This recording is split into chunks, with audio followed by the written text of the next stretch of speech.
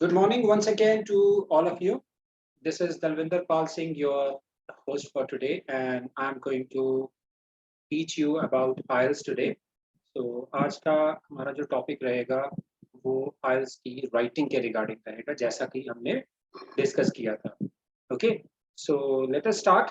सबसे पहले तो मैं आपको अपनी वीडियो स्टार्ट करता हूँ. जब तक बाकी बच्चे ज्वाइन कर रहे हैं तब तक हम लोग अपनी इंट्रोडक्शन से स्टार्ट कर सकते हैं.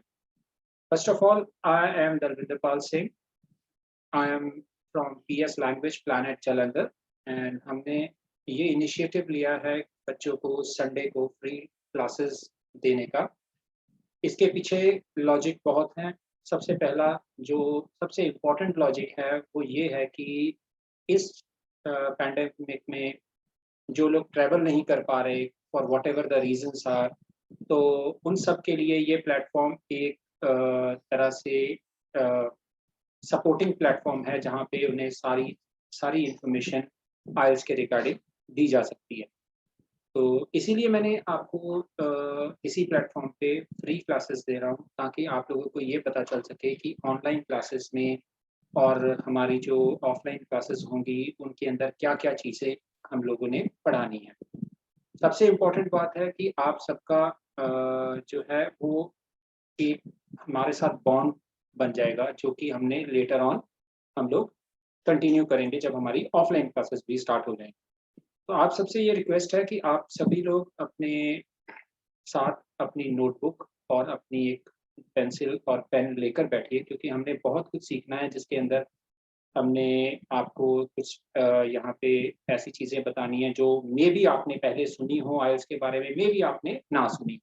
तो आप हर चीज़ को नोट करते रहिए ताकि आपको आने वाले टाइम में जब आप कहीं भी मेरे पास या ऑनलाइन या ऑफलाइन कैसी भी क्लास ज्वाइन करते हो तो आप लोगों को इस चीज़ की बेसिक इन्फॉर्मेशन आपके माइंड में हो, तो वहाँ पे आपको दोबारा से ये बातें बतानी ना पड़े. So let us start with what we are doing that I have already told you. About myself, अगर मैं आपको अपने बारे में कुछ बताऊं तो सबसे पहले कि I am an IELTS trainer from last more than 15 years. तो मैं काफ़ी वास्ट एक्सपीरियंस रखता हूँ इस फील्ड में. आपको not only regarding this particular topic about how to write task 2, आपको किसी में भी डाउट हो my phone number is given at all the places. आपको जहाँ से ये इन्फॉर्मेशन मिली है वहाँ पे भी हमारे फ़ोन नंबर्स दिए हुए हैं. आप हमें व्हाट्सएप टेक्स्ट कीजिए, हम आपको रिवर्ट बैक करेंगे. Alright, so let's start with today's class. पहले मैं आप सबका एक बार फिर से वेलकम करता हूँ. आप सभी ने आप यहाँ पे आकर अपना टाइम देकर बड़ी एक अपना इंटेंशंस क्लियर किए हैं कि आप वाकई में आइल्स को पढ़ना चाहते हैं. तो जब तक बाकी ज्वाइन कर रहे हैं मैं आप सबसे एक छोटी-छोटी इंट्रोडक्शन चाहता हूँ. Yes, can you unmute Jyoti? Where are you from and what are you doing nowadays? I am Jyoti from Jalandhar, PPT first year. Very good, thank you. And yes please आप अनम्यूट कीजिए.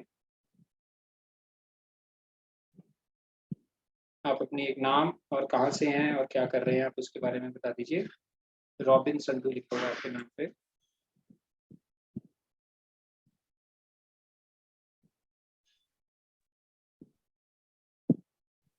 My name is Mandeep Kaur. I am from Amritsar in Punjab. I did my graduation in sciences from Royal Institute of Batala. Okay, thank you. Andy Arora.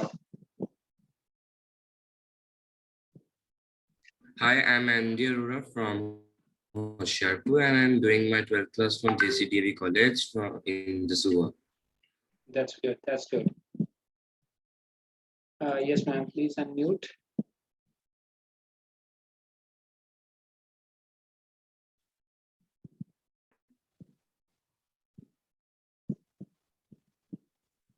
Iqbal Singh is there, so let me call him for some introduction. His mic is off at the moment. Yes, please, आप introduction दे सकते हैं ma'am.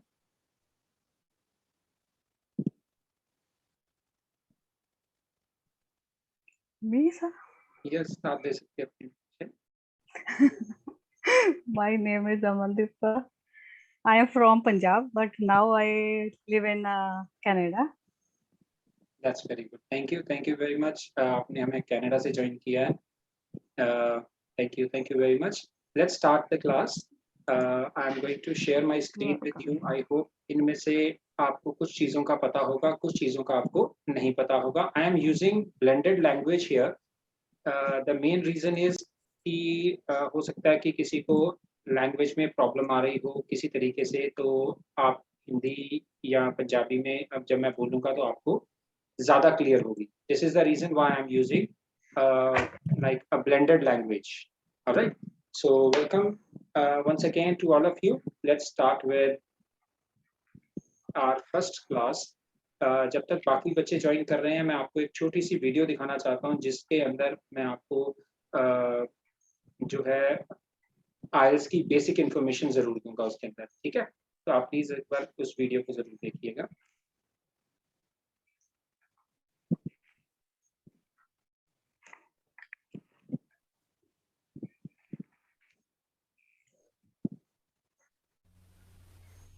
Welcome students. You are watching video by Dalvinder Kalsi.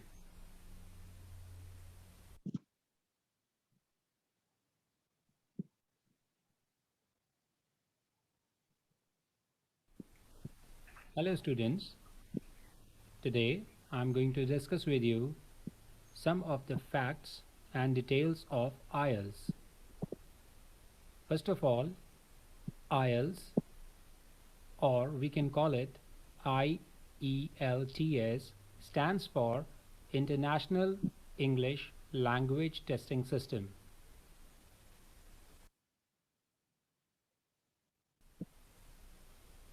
First of all, we should know that we can take IELTS according to our own requirements. Like if we want to go for student visa, then we can take IELTS academic. While if we are looking for work visa or PR visa, we can take IELTS journal training test.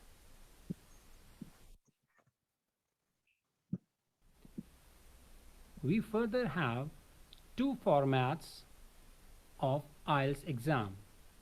The first one is computer delivered test and the second one is paper based test. First of all, you should know what is the difference between both. If your typing speed is good and you are technology savvy, you can take computer delivered test. Whereas if you don't know computers well, then you should take paper based test. Result of computer delivered test generally comes within a week, whereas result of paper based test is generally released in 2 weeks, about 13 days.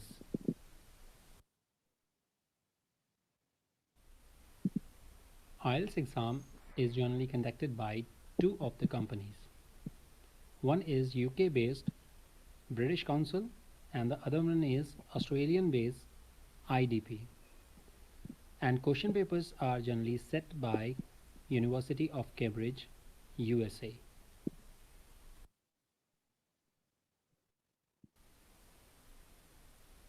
Your language proficiency is checked in 4 different modules: listening, reading, writing, and speaking, where listening, reading, and writing exam is conducted in 1 day in 1 sitting, whereas speaking can take place a day or two before or a day or two after the listening, reading, writing examination.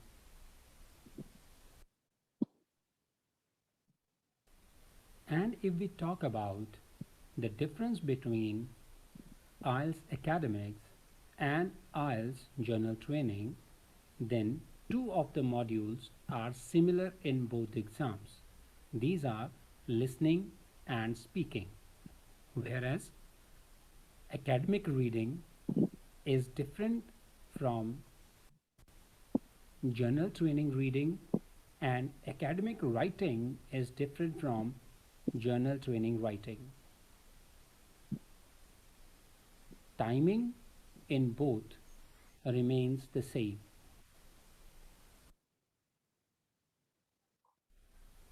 These are band description, which starts from 1 band and goes up to 9, where 1 band is given to non-users and 9 bands are given to expert users. Let me give you some more details about IELTS exam. Starting with IELTS listening test.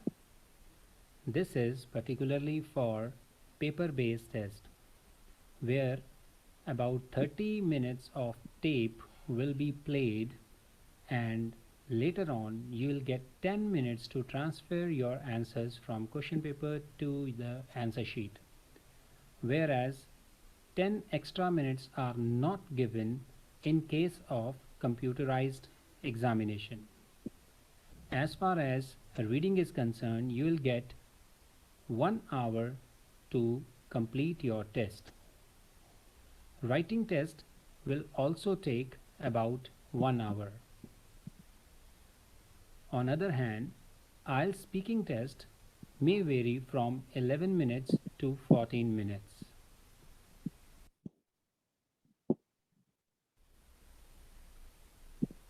Here is description of IELTS bands as per your correct answers. You can go through it. And now I'm going. Okay, so I hope this is clear. So these were some of the questions which you may have in your mind. तो सबसे पहले तो हमने यही सोचना है कि हमने जब IELTS शुरू करनी है तो हमारे पास क्या-क्या मॉड्यूल्स होने चाहिए, हमारे पास क्या-क्या बेसिक जानकारी होनी चाहिए। तो आपको ये सारी चीज़ें क्लियर हो चुकी हैं इसके अंदर कि IELTS 2 तरह की होती है, IELTS academic and IELTS general training. तो ये दोनों में फ़र्क क्या था वो भी मैंने आपको क्लियर कर दिया। अब हम बात करते हैं कि उनमें से एक टॉपिक जो कि कॉमन है दोनों के लिए, IELTS जनरल के लिए और IELTS एकेडमिक के लिए, that is writing task 2। This is common for both, because अगर मैं आज की वीडियो टास्क 1 पे करता तो वो मेरे को स्पेसिफाई करना पड़ता कि मैं एकेडमिक के ऊपर फोकस करूँगा या जनरल के ऊपर फोकस करूँगा। इसीलिए मैंने आज का टॉपिक लिया है IELTS राइटिंग टास्क 2। यहाँ पर हमने जो बात करनी है कि राइटिंग टास्क 2 को हमने इफेक्टिवली कैसे लिखना है। राइटिंग टास्क 2 होता क्या है? सबसे पहले तो ये बात करते हैं। Writing task 2 is an essay that you have to write in about 250 words at least. कम से कम 250 वर्ड्स का लिखना है। और अगर हम लोग ये बात करें कि 250 वर्ड से ज्यादा लिख सकते हैं, बिल्कुल लिख सकते हैं। कितना लिख सकते हैं 250 से ज्यादा? डिपेंड करता है आपके ऊपर। Yes Mahak, you can unmute and ask your question.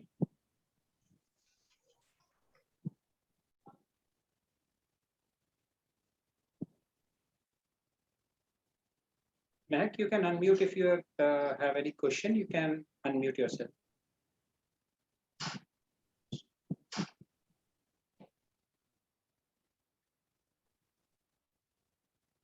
Okay, maybe later on.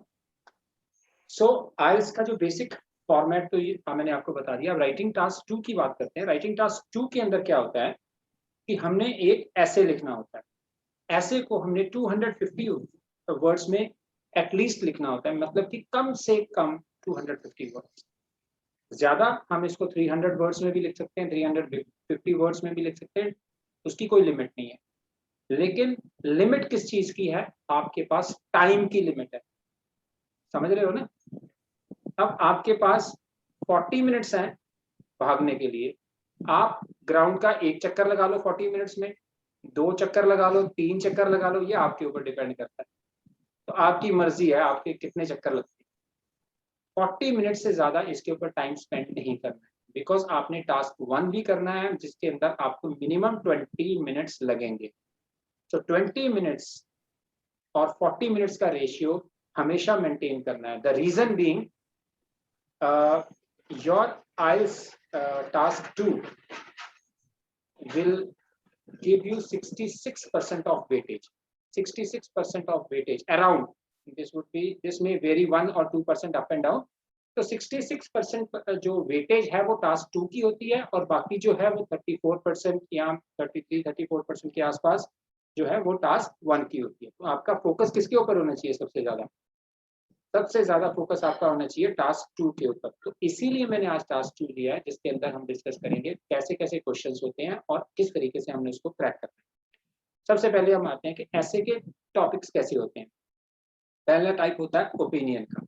Opinion का मतलब हो गया, जैसे हम कह देते हैं आपका ओपिनियन पूछा जा सकता है, आपसे पूछा जा सकता है कि आप इस चीज को लाइक करते हो या नहीं करते हो, वो आपका ओपिनियन है ना। आपसे पूछा जाएगा आजकल मार्केट में बहुत सारे जो है वो गैजेट्स आ रहे हैं, आपका जो फेवरेट गैजेट कौन सा है जो कि आपके लिए बेनिफिशियल भी हो, है ना, नुकसान ना हो और जिसका सिर्फ बेनिफिट्स हो। तो वहाँ पे आपने एक ओपिनियन अपना सेट करना है कुछ पर्टिकुलर गैजेट्स के रिगार्डिंग। यहाँ पर आपके दूसरे तरह के क्वेश्चन होते हैं एग्री डिसएग्री के, जहाँ से आपसे पूछा जा सकता है, for example, what do you think people should eat more, vegetarian food or non-vegetarian food?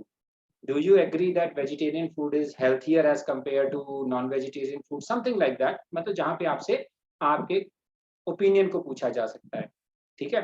इसी तरीके से हमारे डिस्कशन होती है, या हमारे पास ऐसे क्वेश्चन भी आते हैं जहाँ पे डिस्कशन और ओपिनियन दोनों चीजें रखी जाती हैं, दोनों चीजें पूछी जाती हैं। ऑलराइट, सो यहाँ तक हमारा जो पार्ट था कि टाइप ऑफ एसेस। अब हम इसके ऊपर चलते हैं कि हमने आज करना क्या है। हमने आज करना है how to write high scoring IELTS essay. हमेशा याद रखो, हमारी डिमांड बेशक हो सकती है कि 6 बैंड की हो, लेकिन अगर आप 6 बैंड की तैयारी करके जाओगे तो आपके 6 बैंड नहीं आएंगे। अगर आपको 6 स्कोर करना है तो आपको कम से कम 7.5 की तैयारी करके जानी है, तब आपके 6 बैंड आएंगे। And there is always benefit of scoring more. ये तो मानते हो ना कि अगर हम लोग ज्यादा स्कोर करते हैं तो हमारे जो प्रोस्पेक्ट है वीजा लगने का वो उतना ज्यादा बढ़ जाता है। Do you agree? अगर आप एग्री करते हो इस बात से तो थम्स अप करिए। सभी लोग अपने स्क्रीन पे थम्स अप एक बार शो करिए ताकि मुझे पता लगे कि आप इस चीज से एग्री करते हैं, we have the same opinion. Good. So ये चीजें बड़ी इंपॉर्टेंट हैं। तो हमें जो स्कोर चाहिए, ग्रेड 12th के स्टूडेंट को 6 का स्कोरिंग चाहिए, ग्रेड जो ग्रेजुएशन जिसने क्लियर कर लिया है उसको 6.5 का स्कोरिंग चाहिए। तो इससे कम में तो आपका वैसे वीजा जो है बहुत ज्यादा रिस्की हो जाता है। तो हमने कोशिश यही करनी है कि जितने की हमारी डिमांड है उससे कम 1 या 1.5 बैंड हम ज्यादा के लिए कोशिश करें, ठीक है।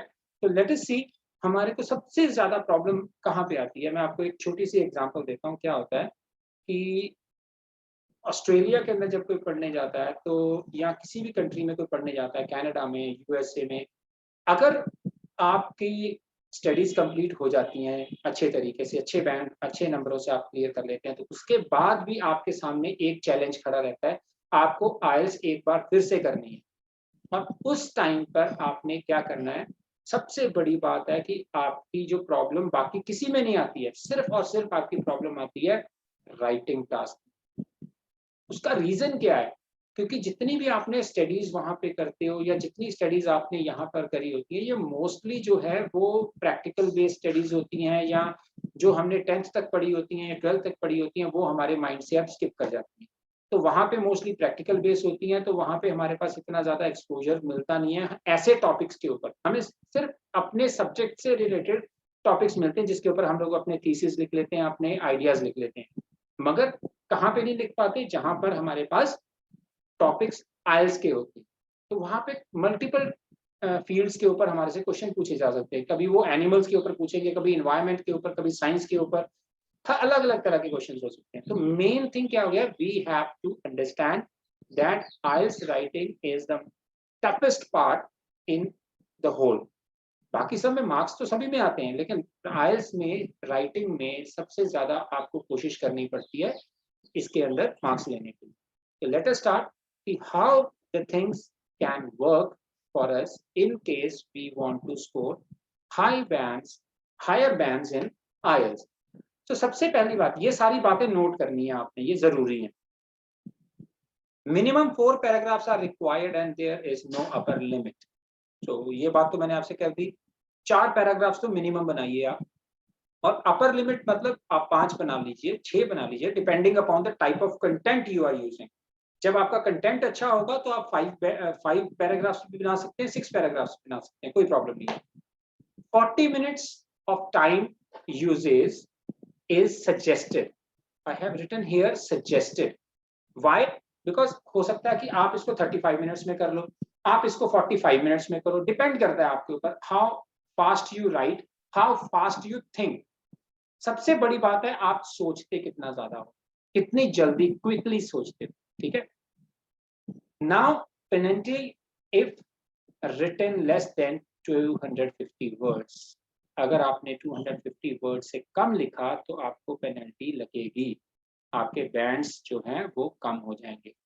However, can go beyond 270 words, so you can write up to 300 words, like there is no upper limit, but you have limit of time.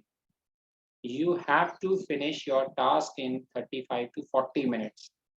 And one more thing, आप जितना ज्यादा लिखोगे 250 के बाद आप कोशिश करो 270 280 तक वाइंड अप करने की। अगर आप इससे ज्यादा लिखने की कोशिश करते हो तो आप इतनी बात हमेशा याद रखो कि आपने गलती करने के चांसेस, आपके अंदर गलती करने के चांसेस बढ़ते चले जाते हैं। अगर आप 4 लाइंस में एक गलती करते हो तो आप अंदाजा लगा सकते हो कि जब आपने 270 को क्रॉस कर लिया, एवरी 4 लाइंस आपकी एक गलती हो रही है, तो आपका बैंड स्कोर अप जाएगा कि कम नीचे होगा। हाँ जी एंडी, आप अनम्यूट करिए अपने आप को। आपको क्या लगता है कि आपका बैंड स्कोर ज्यादा होगा इसके जब जितनी जल्द गलतियां आप ज्यादा करोगे कि कम होगा? कम ही होगा। कम ही होगा ऑब्वियसली। तो हमें सबसे ज्यादा फोकस किसके ऊपर करना है? कंटेंट के ऊपर। हमारा कंटेंट सही हो, करेक्ट हो और कम से कम मिस्टेक्स हो उसके अंदर। ओके यस नीलम जी, आप अनम्यूट कीजिए। सर इसका मतलब ये हुआ कि हमें बहुत प्रिसाइज होके लिखना है, सो दैट हम लोग बिल्कुल। जो है 270 280 तक हम लोग अपना कंप्लीट आराम कर से। बाइंड अप कर दे, जो भी whatever we want to write. बिल्कुल सही कह रहे हो आप। आपको जितना भी हो सके टू द पॉइंट लिखिए। अननेसेसरी फिलर्स जितने कम डालोगे अपनी राइटिंग में उतना बेनिफिट आपको मिलेगा। और जितना ज्यादा आप लिखने की कोशिश करोगे, आप सोच रहे हो अरे मैं ये भी एग्जाम्पल लिख लूं, मैं वो एग्जाम्पल लिख लूं, उसमें प्रॉब्लम क्या आएगी? कहाँ पे आएगी? सबसे बड़ी प्रॉब्लम वहां पे आएगी कि अगर आपने लिखते समय 1 या 2 ग्रामेटिकल एरर्स कर दी या आपने कोई वर्ड्स रिपीट कर दिए तो वहां पे आपकी बैंड स्कोरिंग लिमिटेड हो जाएगी। तो इसीलिए जरूरी यही है कि आप जितना कंटेंट को प्रिसाइज रखोगे, लिमिटेड रखोगे, उतना अच्छा रहे। ठीक है, ज्यादा लिखने के ज्यादा नंबर नहीं मिलते हैं। जैसे नॉर्मली लोगों को एक कंसेप्शन है कि अगर हम ऐसे बड़ा लिखेंगे तो हमारे को ज्यादा नंबर आएंगे। सोशल साइंस में जो टीचर्स हैं वो मार्क्स कैसे देते हैं? मार्क्स को देखते हैं जी स्टूडेंट ने कितना बड़ा लिखा हुआ है उसके हिसाब से मार्क्स देते हैं। नहीं, ऐसा कुछ नहीं होता आइल्स में। आइल्स में कंटेंट क्वालिटी बेस्ड काम होता है। आपकी जितनी अच्छी क्वालिटी होगी उतने बैंड्स आपके ज्यादा है। अच्छा, फिर मैंने उसके बाद आपको डिवीजन दी है। जैसे मैंने आपको बताया था 66% वेटेज है टास्क 2 की। तो हम लोग बात करते हैं कि इसके अंदर टास्क 2 के अंदर किस किस चीज के ऊपर जो है मार्किंग की जाती है। सबसे पहली बात है टास्क रिस्पॉन्स।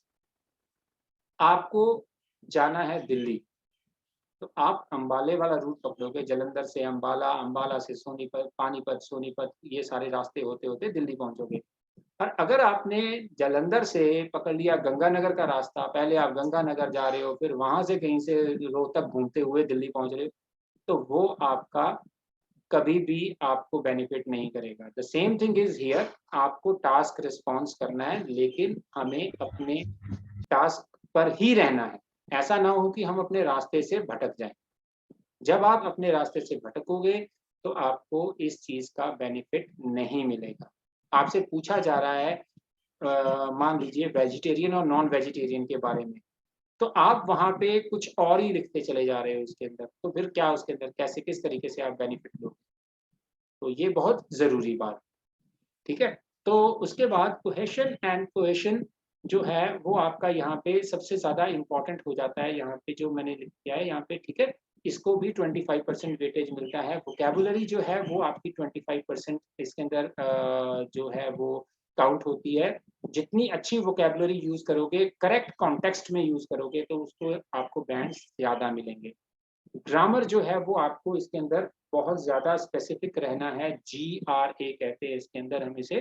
तो उसके अंदर भी आपको 25% मार्क्स की आपकी डिडक्शन भी हो सकती है और मिल भी सकते हैं। And don't use abbreviation. सबसे इंपॉर्टेंट बात है, एब्रीविएशंस यूज मत करिए।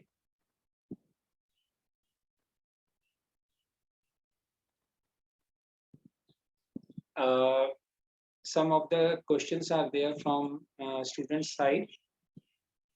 तो that's good, महक, आपके बहुत अच्छे मार्क्स आए हैं। Anirudh is asking, you left the Cambridge school? Yes, I did. So let's move on to the topic. Stay on the topic. We can discuss about these basic questions later on. So very good, Mahak, if you have scored that much of marks. So बहुत अच्छी बात है, keep it up. Now focus on what you are planning for your future. ठीक है, तो उसके ऊपर focus करना बहुत जरूरी है। तो आप अपने आइल्स के ऊपर फोकस करिए।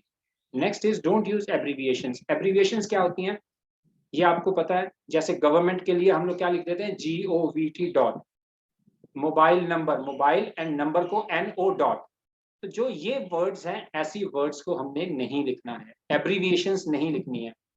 जहां पर शॉर्ट फॉर्म्स होती हैं जैसे कि BA MA, वो आप लिख सकते हो, उसके अंदर कोई प्रॉब्लम नहीं।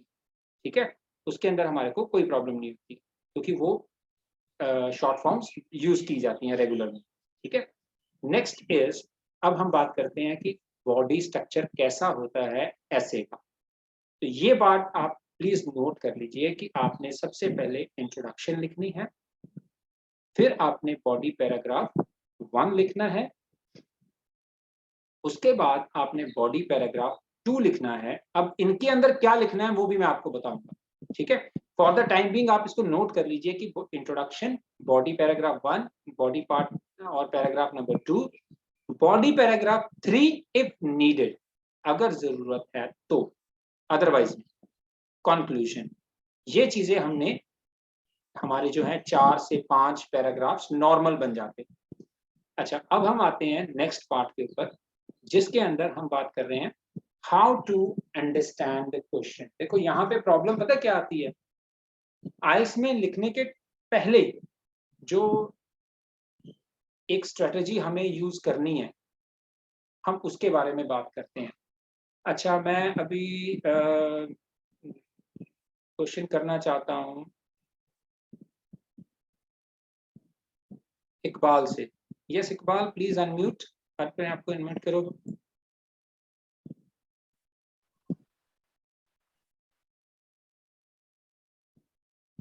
Yes Iqbal, can you hear me? Yes sir. Okay Iqbal, आप मेरे को ये बताइए कि जब हम टास्क 2 लिखने लगते हैं तो सबसे बड़ी प्रॉब्लम लिखने से पहले क्या आती है?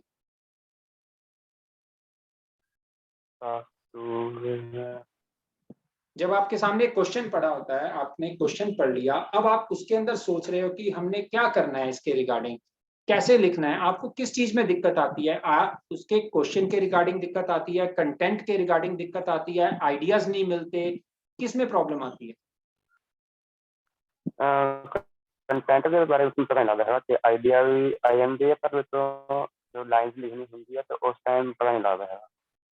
ओके, सो मेनली आपकी प्रॉब्लम आती है कंटेंट में। ठीक है, ओके। अब I will ask this question to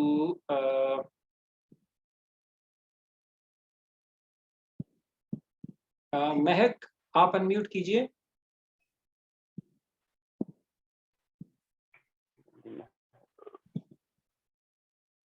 Okay, somebody raised hand. Sorry, I didn't see. Yes, my dear, you can unmute. Hello, sir. Yeah, hi. How are you? I'm fine. Okay, sir. I just wanted to ask, like, before that you were speaking about abbreviation. Can you elaborate more on that also? Why not? First of all, what is your understanding about abbreviations? What are abbreviations?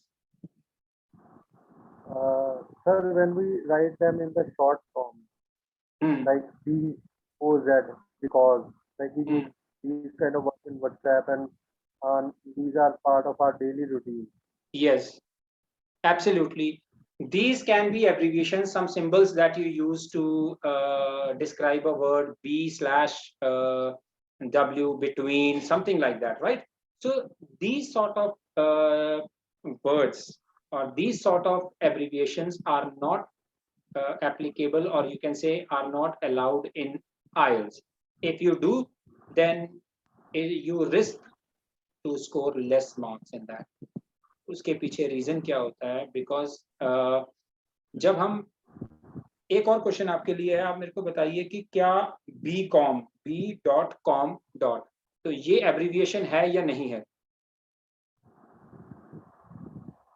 Sir वैसे तो इसकी full form bachelor of commerce होती है। Of course But full form और official okay, continue please, So, sorry. I'm not sure about this. Okay, you are not sure about this. Anybody else would like to talk about this? Okay, Neelam has raised hand. Yes, Neelam, please tell your doubt or answer. Sir BCom I think ये abbreviation नहीं है। Good.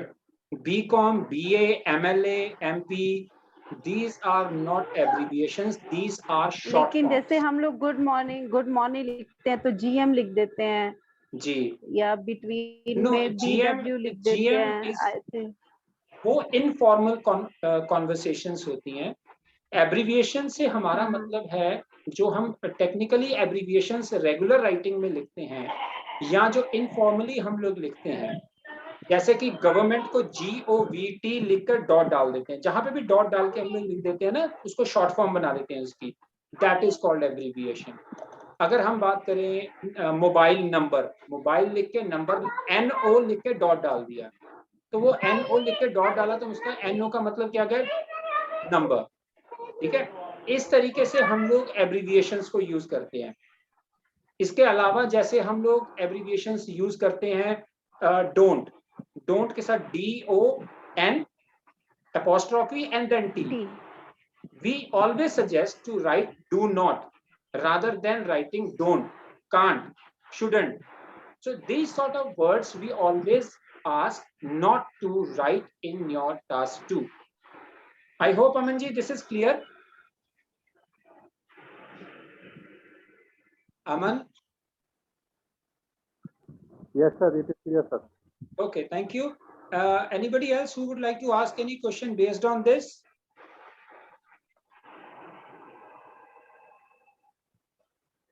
Yes, Mr. Andy.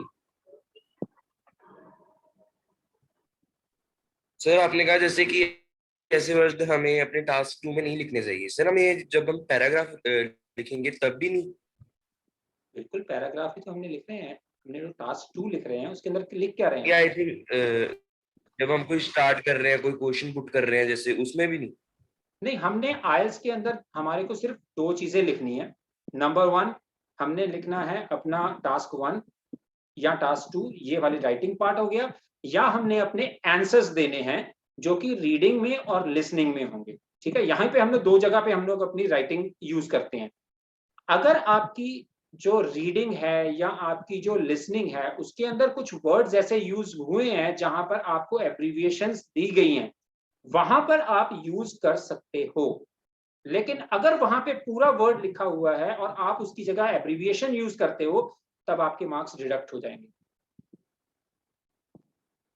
दूसरी बात, ये छोटी सी बात है, आपको और ज्यादा इसके अंदर डिटेल में आपको बता दूंगा।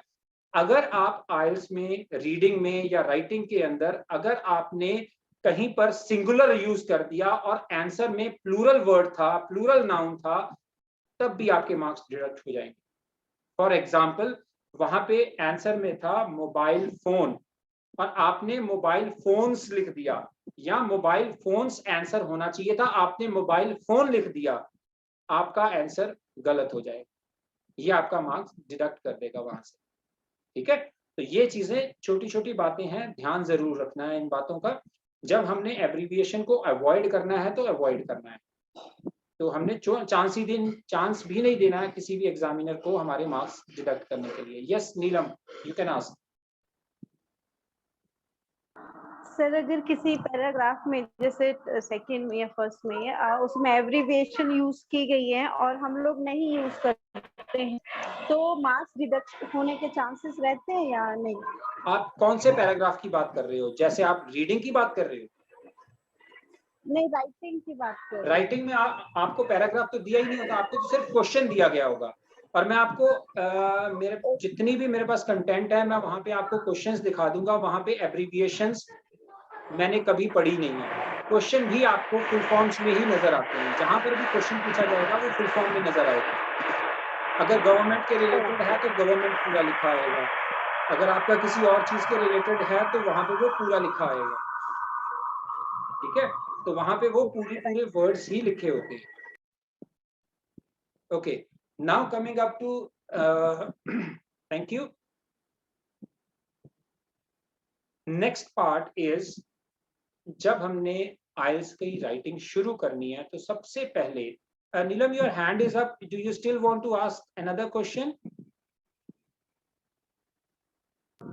No sir, nothing like that. It did Oh. by mistake. No problem, thank you.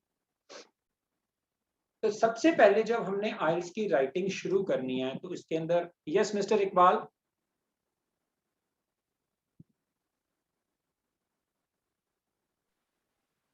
मेरी प्रॉब्लम जो दसती है सर, जो सेकंड हाफ में तो लिखने वाले किस बारे के आइडियाज नहीं आते? ਤੁਸੀਂ कह रहे हो आइडियाज नहीं आते? ਹਜੇ ਅਸੀਂ ਉਸ ਟੌਪਿਕ ਦੇ ਉੱਤੇ ਆਣਾ ਆ ਤੇ ਅਸੀਂ ਸਟੈਪ ਬਾਈ ਸਟੈਪ ਹੀ ਚੱਲ ਰਹੇ ਹਾਂ। ਮੈਂ ਤੁਹਾਨੂੰ ਉਹੀ ਫਾਰਮੇਸ਼ਨ ਦੀ ਗੱਲ ਕਰਨ ਲੱਗਾ ਆ। ਤੁਹਾਨੂੰ ਉੱਥੋਂ ਸਮਝ ਆ ਜਾਏਗਾ ਕਿ ਮੈਂ ਐਕਚੁਅਲੀ ਤੁਹਾਨੂੰ ਸਮਝਾਉਣਾ ਕੀ ਚਾਹਨਾ ਹੈਗਾ ਆ। ਠੀਕ ਹੈ, ਜਿਸਲੇ ਤੁਸੀਂ ਉਹ ਟੌਪਿਕ ਨੂੰ ਸੁਣੋਗੇ, ਸਾਰੀ ਗੱਲ ਨੂੰ ਸਮਝੋਗੇ ਤੇ ਤੁਹਾਨੂੰ ਆਪਣੇ ਆਪ ਤੁਹਾਡੇ ਡਾਊਟਸ ਉਹਦੇ ਚ ਕਲੀਅਰ ਹੋ ਜਾਣਗੇ। ਅਗਰ ਨਹੀਂ ਹੋਣਗੇ then I am always there to help you out. ਠੀਕ ਹੈ, ਚਲੋ ਹੁਣ ਅਸੀਂ ਆਨੇ ਆ ਜੀ ਟਾਸਕ 2 ਸਟਾਰਟ ਕਰਨ ਤੋਂ ਪਹਿਲਾਂ what is important? What is important? The most important thing in task 2 or any other task that you are planning is mind mapping. Mind mapping करनी बहुत जरूरी है। हर क्वेश्चन के लिए माइंड मैपिंग होनी जरूरी है। अगर आप माइंड मैपिंग नहीं करते हो तो आपका कंटेंट कभी डेवलप नहीं होगा। Iqbal Singh, this is for you. Mind mapping बहुत जरूरी है। माइंड मैपिंग क्या होती है?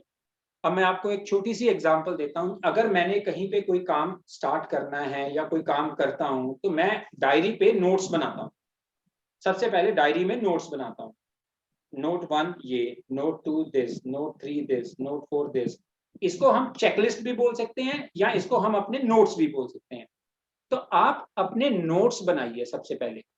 तो ये पहली चीज है माइंड मैपिंग, इसे हम बोलते हैं माइंड मैपिंग। और इसे करने के लिए आपको सबसे पहली चीज क्या करनी है, वो है read the topic thoroughly and multiple times. हमेशा याद रखो, कभी भी टॉपिक को एक बार पढ़ के आंसर देने की गलती मत करना। रीजन क्या है मैं आपको वो बताता हूं। एक बड़ी छोटी सी एग्जांपल है, मैं आपको मेरे पास यहाँ पे okay, let me give you an example कि अगर हमारे पास एक ग्लास है, फॉर एग्जांपल ये मेरे पास ग्लास है। So this glass, if I'm showing you from this side, what are you able to see? What shape are you able to see? This is called a rectangular shape, है ना? तो rectangular shape नजर आ रही है ना सबको? और अगर मैं इस ग्लास को इस तरीके से घुमा दूं और ये आपको पूछूं कि ये शेप कौन सी है, तो ये हो जाएगी सर्कुलर शेप। अब इसका मतलब क्या है कि आप जब एक क्वेश्चन पढ़ते हो, ये डिपेंड करता है कि आप उसको कैसे सोच रहे हो, क्या सोच रहे हो।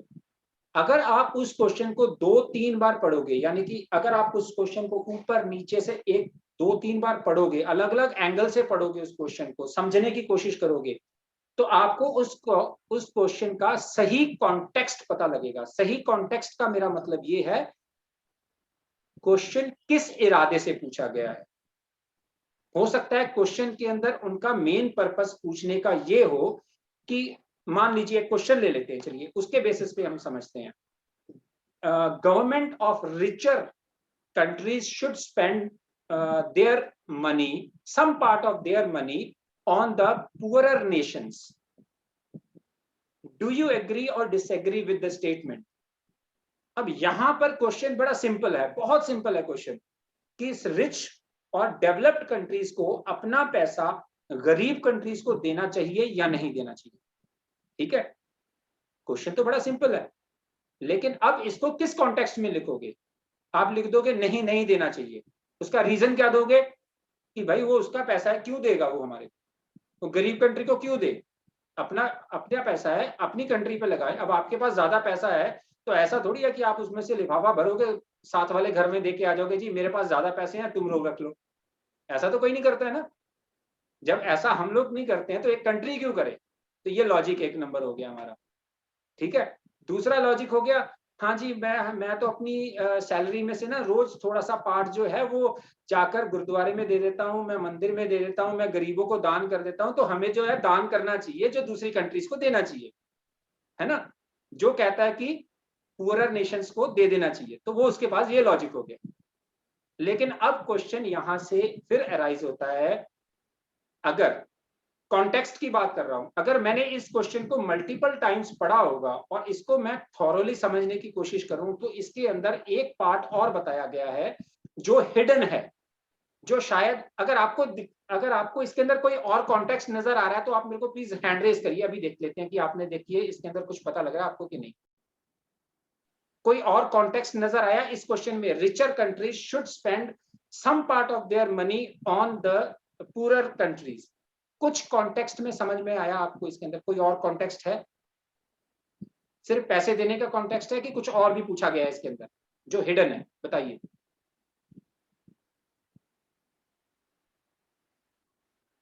एनीवन? नहीं समझ में आया? Okay, and shall I ask somebody to answer this question? जो भी आपकी अंडरस्टैंडिंग है उसके हिसाब से आप आंसर दे सकते हो, कोई ऐसी दिक्कत वाली बात नहीं है कि आपने उसी के रिगार्डिंग देना है। I have got Babita Verma ji here, can you please unmute and I just want to know your opinion on to this. Can you please unmute? Yes, good morning, sir. Very good morning ma'am. Please बताएंगे मेरे को, जो ये topic मैंने अभी पूछा है, इस टॉपिक पे के बेसिस के ऊपर कुछ ऐसी चीज है जो क्वेश्चन में पूछी गई है और हमें समझ नहीं आ रही है? According to me, sir, which I listen is you said ki like some part of money should we give or not? So maybe this is the hidden question. No, this is the whether we should. This is visible. Donate something to the. हाँ, ये तो visible है हमारे को ना, ये question तो visible है। Okay. हाँ, ये तो विजिबल है। Right. Sir. Yes, Mr. Aman, you raised your hand. May I So, have... sir, can you please repeat? Yes, of course. इसके अंदर क्वेश्चन है, should richer countries spend some part of their wealth on the poorer nations? Do you agree or disagree with the statement? This is the only question. Sir, I don't agree with this because the richer countries will be making them dependent on themselves, right? Same as you can take example of some wealthier countries nowadays also. What is happening around the globe? Okay, next. China is making it on. Don't take name of any country. I avoid taking name of any person or any particular country. So there may be a contradictory statement in this regard. So simply you can say that there are some wealthier nations who are doing it. Okay. So any of the hidden question in it? Other than that, we can also say that instead of spending money and giving them charity, we should make them to stand on their feet. Like this is suggestion. This is suggestion actually. Yes. This is what we want to tell them. So there will be a question. Don't suggest if you are not asked, right? This is a tip. Never give answer which is not, if the question is not asked related to that. तो ये मान के चलो, बिल्कुल नहीं देनी है। जो सजेशन देनी बिन मांगे, वो पंजाबी च कहावत है ना, बिना मंगिया सलाह नहीं देनी चाहिए थी। गाना भी है सरताज दा, बिना मंगिया सलाह नहीं देनी चाहिए थी, कदर इदा घट जाती है। So please remember this thing, बिना मांगे तो देना ही कुछ नहीं है ना। चलो मांगा, पुअरर नेशन ने मांगा, रिचर कंट्री ने दिया। मेरा सिर्फ क्वेश्चन ये है कि इसके अंदर आपको कुछ हिडन क्वेश्चन नजर आ रहा है या नहीं आ रहा है, बस यहाँ पे आपकी बात खत्म करो। नहीं आ रहा। ओके, मैं एक कॉन्टेक्स्ट आपको बताता हूँ, समझने की कोशिश करो, वो आपको इसके अंदर समझ में आएगी बात या नहीं आएगी। यहाँ पर क्वेश्चन बड़ा सिंपल है, बिल्कुल स्ट्रेट फॉरवर्ड आपको दिखाई दे रहा है। हमें चांद रात को दिखाई देता है, बड़ा पास है जिसको चाहे हम लोग जंप मार के हाथ लगा लें, बट होता नहीं है। जब चांदने पे जाने की कोशिश करोगे तो वो काफी दूर है ना। क्वेश्चन के अंदर एक पार्ट है, some part of their wealth, कहां पे खर्च करना है, कहां पे खर्च करना है, कहां पर नहीं करना है, that is the hidden question. यहां पर आप टोटली एग्री नहीं कर सकते, टोटली डिसएग्री नहीं कर सकते, क्योंकि ऐसा दुनिया में कोई देश नहीं है जो दूसरे देश को पैसे ना दे रहा हो। इंडिया जो कि 10 अलग अलग ऑर्गेनाइजेशन से पैसे ले लेगा, बेशक WHO से ले लिए, नेशनल UN से ले लिए, किसी वर्ल्ड बैंक से ले लिए, कुछ भी ले लेगा, लेकिन जब देने की बारी आती है तो भाई इंडिया भी कईयों को लोन देता है, ठीक है ना।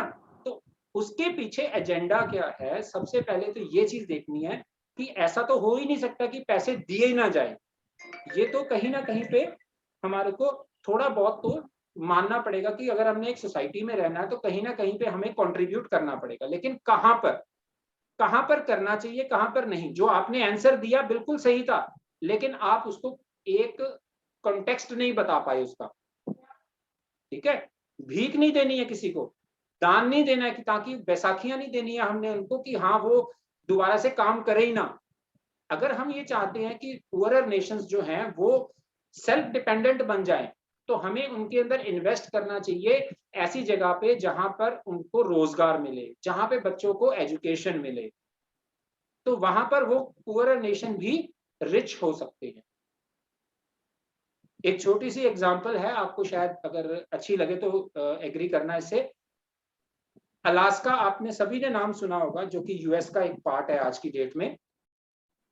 अलास्का 1960s में या मे भी इससे पहले, डेट मेरे हो सकता है माइंड से स्किप कर गई हो, was a part of Russia, तो रशिया ने कहा कि मेरे को वहां पर ना तो कुछ होता है, बर्फ से ढका रहता है, मेरे को कुछ उधर से आउटपुट नहीं मिलती है, मैं वहां पे लोगों को बसा नहीं सकता, इनफैक्ट मुझे अपनी आर्मी वहां पे डिप्लॉय करने में बहुत ज्यादा खर्चा आ रहा है। तो उसने उसको कौड़ियों के भाव दे दिया, किसको? अमेरिका को। अमेरिका ने खरीद लिया, और आज की डेट में अमेरिका का सबसे one of the richest state है अलास्का, जहां से सबसे ज्यादा मिनरल्स निकलते हैं। तो डिपेंडेंट बनाना जो है वो एक अलग कॉन्सेप्ट है। अगर इन्वेस्टमेंट इसलिए की जा रही है कि दूसरे नेशन को डेवलप करना है, then it is wealth, then it is more worthy as compare to the other one. तो ये इसके अंदर मेरे हिसाब से हिडन क्वेश्चन है, जो कि हमें स्पेसिफाई करना पड़ेगा कि इन्वेस्टमेंट हो, पैसा दिया जाए तो क्यों दिया जाए, कितना दिया जाए, किस कॉन्टेक्स्ट में दिया जाए। ये क्वेश्चन है जो इसके अंदर डायरेक्टली नहीं पूछा गया है, ठीक है। सो चलिए हम इसको इसी को लेकर आगे चलते हैं। तो अंडरलाइन करनी है आपने इसमें से कीवर्ड्स, जो क्वेश्चन आपको मिला है उसको आपने अंडरलाइन करने हैं, उसके अंदर जो इंपॉर्टेंट कीवर्ड्स, एक भी हो सकता है, दो भी हो सकते हैं, तीन भी हो सकते हैं, डिपेंडिंग अपॉन यू पीपल। उसको जब आप 2-3 बार पढ़ोगे आपको उसका कॉन्टेक्स्ट समझ में आएगा, किस कॉन्टेक्स्ट में वो क्वेश्चन पूछा गया है।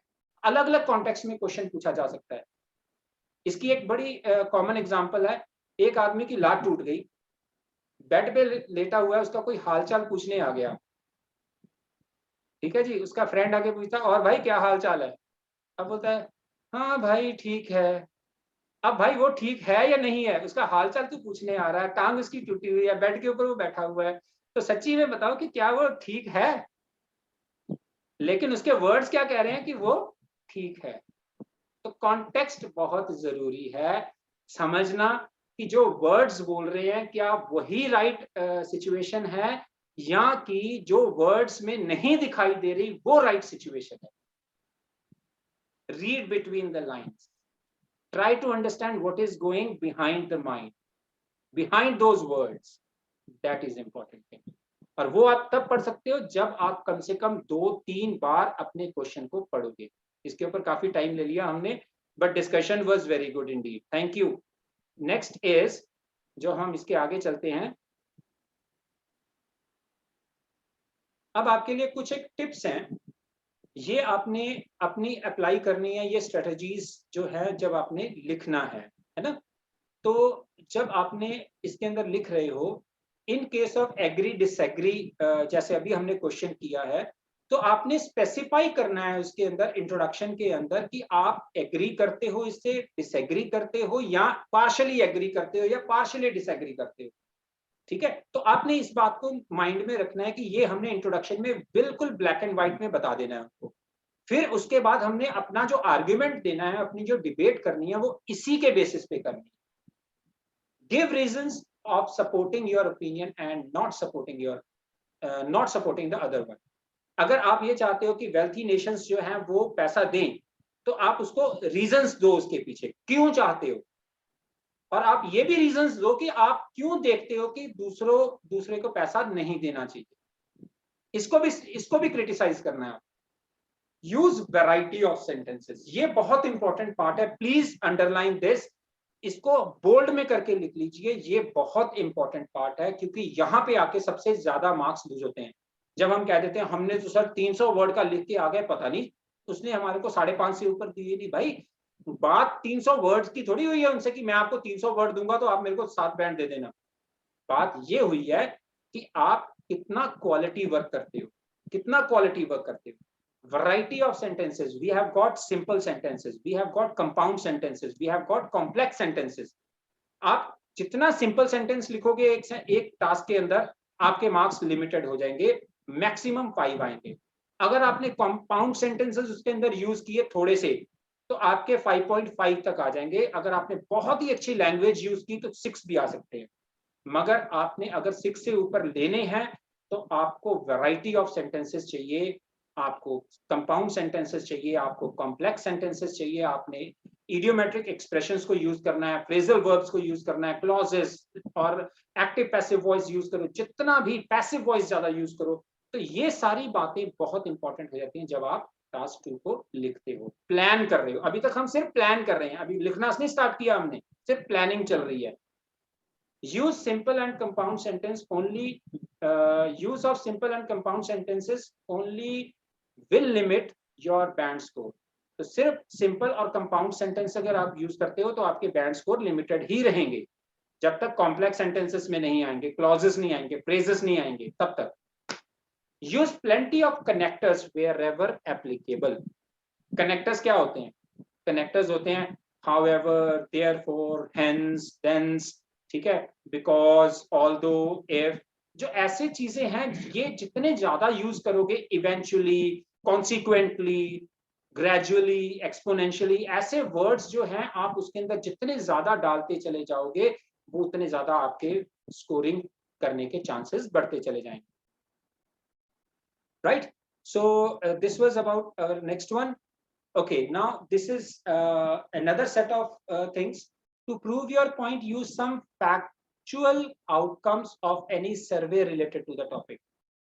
यहाँ पे थोड़ी सी कॉन्ट्राडिक्टरी बातें हैं, बट हमें अपना पॉइंट ऑफ व्यू रखना है, तो हम लोग उसके अंदर से कुछ मैनिपुलेशन भी कर सकते हैं।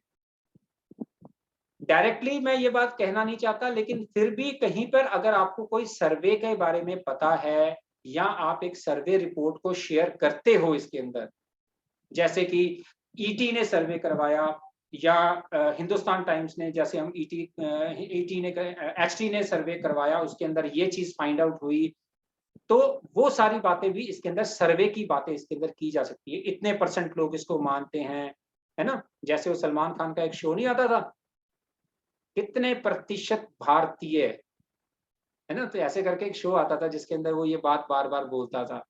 तो वो जो है कहीं ना कहीं पे सर्वे हुआ है, उसी सर्वे की रिपोर्ट्स उसने शेयर की होती थी।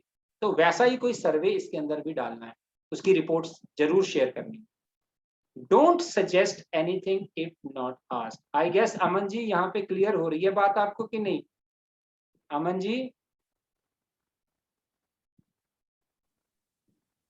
I had put this I have put this word over here. Don't suggest anything if not asked. So please make sure don't suggest anything. Okay. So complex structure sentences will add value to your writing task. जितना structure complex होगा उतने ज्यादा marks आएंगे. कभी आप newspaper पढ़ के देखना, कभी कभी उनका एक पैराग्राफ एक ही सेंटेंस होता है, तो वो उसको बोलते हैं कॉम्प्लेक्स स्ट्रक्चर्ड सेंटेंसेस. ठीक है, इस तरीके से good vocabulary in correct context will add on to the band scores. ठीक है, अगर सही कॉन्टेक्स्ट है. अब वोकैबुलरी का सही कॉन्टेक्स्ट क्या, इसकी एग्जांपल दे सकते हैं. आपने एक पेपर पकड़ा, उसको इस तरीके से फोल्ड कर दिया, इसको हम क्या बोलेंगे कि हमने पेपर को स्क्वीज कर दिया. क्या बोलेंगे इसको? एनीवन? चलो एक इससे सिंपल पूछता हूं, यस इकबाल जी. हाँ, yes Iqbal. No, it is not press. Sorry, it is not press. अच्छा, एक और सिंपल पूछता हूं, उसको देखना जरा. पानी में डूबना. अगर इंसान पानी में डूब रहा है और पानी में शिप डूब रही है, तो क्या हम दोनों के लिए सेम वर्ड यूज करेंगे कि अलग अलग करेंगे?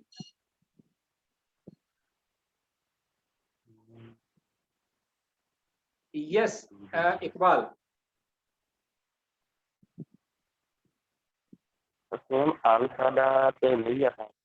Okay. Harsimrat Singh.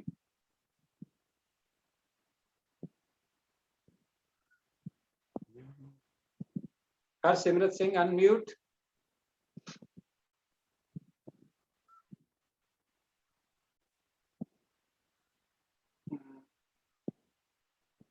I have given permission to unmute yourself. Yes, Amanji, you also raised hand. Sir पानी, अगर जहाज पानी में डूब रहा होगा then it will be sinking. और अगर कोई इंसान डूब रहा होगा तो it will be drowning. Yes, so ये फर्क होता है. वोकैबुलरी भी सही जगह पर यूज होनी चाहिए. अगर आप बारिश में भीग गए हो तो उसके लिए एक वर्ड यूज किया जाता है. कपड़ा पानी में भीग गया है, उसके लिए अलग वर्ड यूज होगा. ठीक है, मतलब कि अलग अलग चीजों के लिए अलग अलग कॉन्टेक्स्ट में हमारे को वोकैबुलरी यूज करनी है. सही कॉन्टेक्स्ट में सही वोकैबुलरी यूज करोगे तो ज्यादा बैंड आएंगे, गलत कॉन्टेक्स्ट में यूज करोगे तो बाकी बैंड्स कम हो जाएंगे. ठीक है, ये समझ जी. सर एक और चीज, tell the difference between too much and very much. Like उनका मीनिंग भी सेम ही होता है. उनको थोड़ा सा टू मच थोड़ा सा नेगेटिव सेंस में चला जाता है. It's too much. ठीक है, सो कहने के लिए बहुत ज्यादा है ना, हम कहते हैं कि बहुत ज्यादा हो गया. अब इसको दोनों तरीके से ले सकते हो, पॉजिटिव में भी ले सकते हो, नेगेटिव में भी ले सकते हो. Too much, it's too much, right. So ये थोड़ा नेगेटिव सेंस में जाता है जब हम कहते हैं टू मच हॉट, है ना. तो जब हम कहते हैं इट्स वेरी मच जब हम पॉजिटिवली यूज करते हैं तब हम वेरी मच यूज करते हैं किसी सेंटेंस के साथ. जब हम नेगेटिव वे में यूज करते हैं तो हम उसको टू मच में यूज करते हैं. ठीक है, तो okay, next is good vocabulary in wrong context will limit the band score. GRA grammatical range and accuracy will be at high priority. बहुत ज्यादा जरूरी है. अब हम आते हैं जी अपने टॉपिक के ऊपर, किस तरीके से हमने किसी भी इंट्रोडक्शन को लिखना है. Please remember this is the part which we are actually focusing on. तो सबसे पहले आपने एनालाइज करना है ऐसे क्वेश्चन को. उसके बाद hook statement. A hook statement can create interest, right.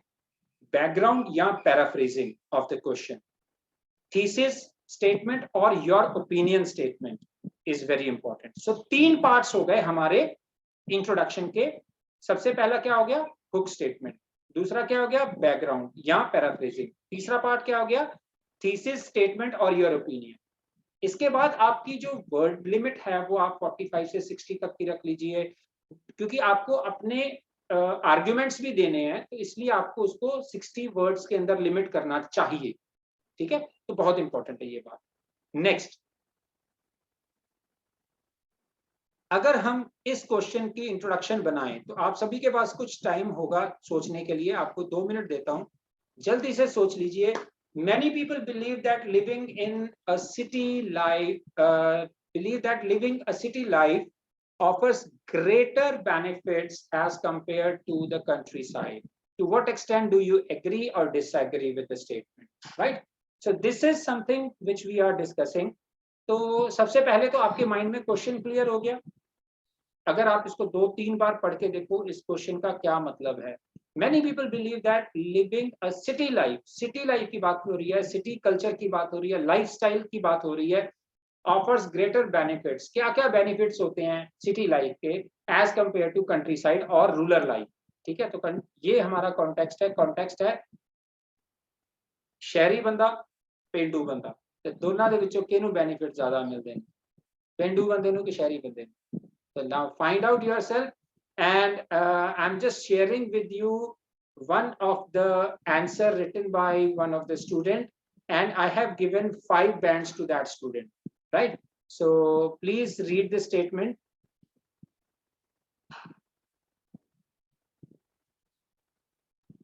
This is 5-band introduction. There are many people who think that there are lots of benefits in the living in the city. For example, easy access to health facilities, nearby grocery and security. I agree with this belief, as living in cities is much better than villages. तो यहाँ पे 2-3 गलतियां हैं जो उस बच्चे ने की हैं। सबसे पहली गलती यहाँ पे बच्चे ने क्या की है, स्ट्रेट अवे उस बच्चे ने पॉइंट पे आ गया बेनिफिट्स, जजमेंट दे दिया उस बच्चे ने। ठीक है, उसने एग्जांपल्स दे दिए सीधे ही। इंट्रोडक्शन में एग्जांपल्स नहीं बात करनी, कभी भी इंट्रोडक्शन में एग्जांपल्स की बात नहीं करनी है। ठीक है, उसके बाद आई एग्री, स्टेट अवे, कोई इसके अंदर उसने हुक स्टेटमेंट नहीं दी, कोई उसके अंदर पैराफ्रेजिंग नहीं की है बच्चे ने, कोई भी उसके अंदर बच्चे ने अपने ओपिनियन तो जरूर दिया है, लेकिन उस ओपिनियन के साथ कोई लॉजिक नहीं बताया बच्चे ने कि किस बेसिस पे उसने इसको सपोर्ट कर रहा है, इस कॉन्टेक्स्ट को, इस पर्टिकुलर टॉपिक को। तो इस बात से लेकर इसके बैंड स्कोरिंग कम आएगी। और अगर इसको आपने 7 बैंड्स या 7 बैंड्स के आसपास भी रखना है तो आपको इसको थोड़ा सा चेंज करना पड़ेगा। सबसे पहले आपको सोचना पड़ेगा हुक स्टेटमेंट के बारे में, उसकी बैकग्राउंड या पैराफ्रेजिंग के बारे में, फिर अपना ओपिनियन देना है आपने, एक प्लेटफॉर्म तैयार करके फिर उसके ऊपर बिल्डिंग सेट करनी है। ठीक है, तो वो हम उसकी बात करते हैं। चलिए, अब ये 7+ बैंड की इंट्रोडक्शन है, थोड़ा सा एक बार आप रीड करिए। Do the city life provides an extra edge to its residents over the people who live in the villages? तो ये क्वेश्चन स्टार्ट हमने इंटरोगेशन से कर दिया इसके अंदर। As a matter of fact, many a man more often not often opines that the people from urban area can make most out of the lifestyle of metro, whereas natives of villages have limited amount of advantages. To my mind, I completely assent on this notion, as not only cities have better chances of growth, both economically and personally, but also top-notch services like hospital and sanitation. तो यहाँ पे reason भी है, उस बच्चे ने reason भी तो दिया ना साथ में कि मैंने अगर इसको लाइक कर रहा हूँ, अगर मैं इसके सपोर्ट में हूँ तो क्यों सपोर्ट में हूँ। इस तरीके से अगर हम कोई भी बात लिखेंगे तो हमारे लिए 7 बैंड स्कोर करना बहुत आसान होगा। अगर आपने नोट कर लिया तो हम आगे चल सकते हैं इसके अंदर। तो नेक्स्ट पार्ट जो हमारा होगा, अब मैं आपको, क्योंकि हमारे पास time we have already like cross the limit, but still मैं आपको एक छोटी सी टिप्स के साथ जो है वो एंड करता हूँ आज की मीटिंग। अगर हमने बॉडी पार्ट लिखना है तो कैसे लिखना है? बॉडी पार्ट 1 के अंदर अब हम अपना पॉइंट को प्रूव करेंगे with 1 or 2 examples. If you have any idea about survey report, then you have to put that survey report also. My suggestion is, I strongly recommend this particular part, putting a survey report. 100% true survey report or little bit manipulated survey report, or a factual survey report or imaginary survey report. Just put some survey report in this particular part. Percentage, right? Something like percentage. If you do so, definitely you are going to get more bands onto this. Body part 2, criticize the opinion of others. The second opinion is also there, so criticize that particular opinion with example. Conclude the whole discussion that you have done in these paragraphs and emphasize on your own opinion once again. Starting में भी हमने बता दिया I agree to this point, और ending करते करते भी हमने यही बताना है कि that this is the reason why I agree this. उसको अपने फाइनली लास्ट ब्लो जो आप दोगे वो भी इसी तरीके से ब्लो दोगे कि हम तो इसी को बिलीव करते हैं, ये बिल्कुल सही है। एंड में भी हमने इसको कंक्लूड में भी ये बात लिखनी है, ठीक है। So if you have any query, these are the numbers. The second number 7529018880 is my number, so if you want to contact directly to me, you can dial this number. Otherwise we are available on both the numbers, right? So you can drop your queries on info@pslanguageplanet.com. we are available on website also. The website name is www.pslanguageplanet.com, right? So this was from the presentation. Now I'm just going to end up this screen sharing, and if you have any question you can ask me. You are free to ask me the question based on task 2. Yes please. Neelam. Sir, is class ke recording where we can see? You can see this recording on class good. Today's class was very good. So thank you very much, Neelam ji. Again, I want to review all the contents. No like problem. You know, mind mapping, try to read behind the words and find something hidden in a question. So I want to review all the words, statements again and again of yours. So where we can see these. Yes, this video will be uploaded on YouTube channel, our YouTube channel with PS Language Planet. You can check this video, but after one day at least, give us some time to upload. So if there is any editing required, so that we'll do before uploading it. So by the end of next day it will be on YouTube. Okay, so thank you for your valuable compliment. Yes, Mr. Raman. Sir, thank you very much for sharing all the information today. I do want to ask that all the tips and tricks which is shared are for all the essays like opinion, discussion, and hybrid, all those strategies, everything is same for all those paragraphs essays? Generally these are same, but we have to change according to the question sometimes. So sometimes the question is imaginary question, so there you have to change your strategies also. Okay, so it depends upon the question itself. From question to question it varies. We have to change our strategies to some extent with each and every question, right? So this can be done, but when we take full-fledged classes in like short classes like this, it cannot be discussed because these take so much of time. So even I had this presentation of 5 minutes, but it took around 1 hour of discussion. You can easily understand that if I take at least 4 or 5 different examples, how much time it is going to take, right? So this is very important. Okay, thank you very much, Aman. Anybody else who would like to share any of the part? Yes, please, Andy. So the date of next classes? It will be posted in the same way you have got this time. Most probably next Sunday, So you will get all the updates related to the class through the same portal you have got this time. So your name, I like your name. This is your short name, or you take Andy Arora as the full name? So it's full name or short name? Your my nickname. Okay, nickname. And what is your full name?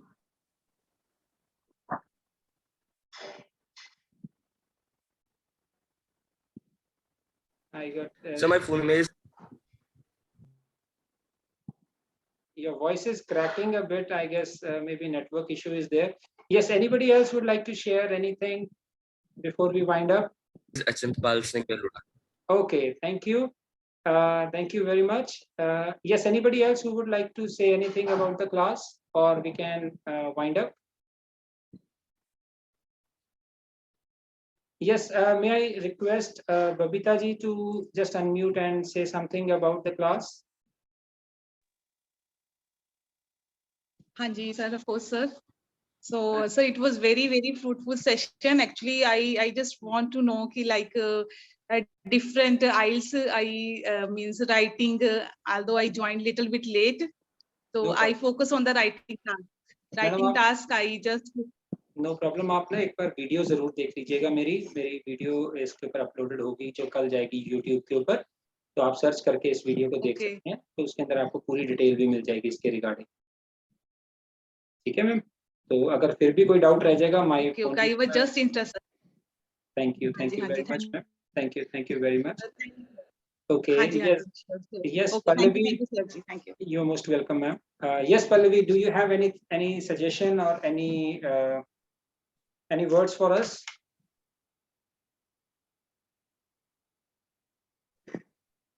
Pallavi, can you hear me?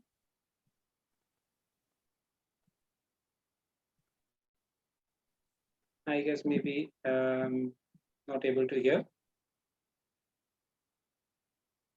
Okay, let us let us wait for the next time now. I hope this class was fruitful for all of you. You all have taken some part from this class. Neelam, your hand is up. Do you still want to ask something?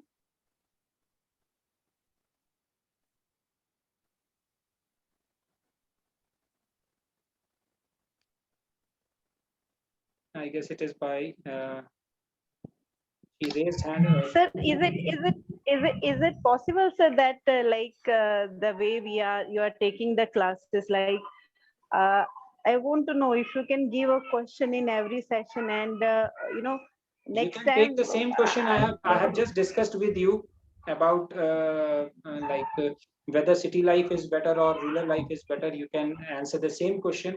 We can discuss about one more question also. Today we discuss about two questions, I guess.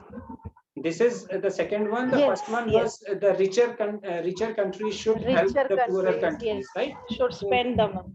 Yeah, we have two questions to discuss. You can write on these both of these topics. All right. So, right. Thank you very much for joining me today, everyone. I appreciate your valuable time that you have spent in this class. So thank you very much for joining me today. We'll see you next time. Bye from my side. Take care. Stay fit. Stay healthy. God bless you all. Bye. If you want to say something, you all can unmute yourself. You have got right of unmuting yourself. Thank you very much from my side. Bye.